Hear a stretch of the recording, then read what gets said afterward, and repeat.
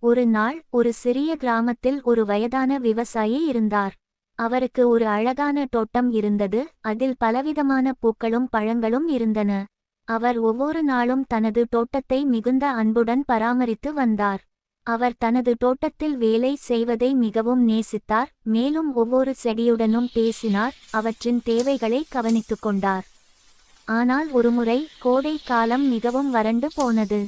மழை பெய்யவே இல்லை. விவசாயியின் தோட்டம் வாடி போனது. பூக்கள் காய்ந்து போயின, பழங்கள் பழுக்கவில்லை. விவசாயி மிகவும் வருத்தப்பட்டார். ஆனால் அவர் நம்பிக்கையை இழக்கவில்லை. அவர் ஒவ்வொரு நாளும் ஒரு சிறிய வாளியில் தண்ணீர் எடுத்து வந்து ஒவ்வொரு செடிக்கும் மெதுவாக ஊற்றினார். கிராம மக்கள் அவரை பார்த்து சிரித்தனர். அவர் தொடர்ந்து தனது வேலையைச் செய்தார். சில வாரங்களுக்குப் பிறகு ஒரு அற்புதம் நிகழ்ந்தது. ஒரு நாள் இரவில் கனமழை பெய்தது. மறுநாள் காலை விவசாயியின் தோட்டம் மீண்டும் உயிர் பெற்றது. பூக்கள் மீண்டும் பூக்கத் தொடங்கின, பழங்கள் பழுக்கத்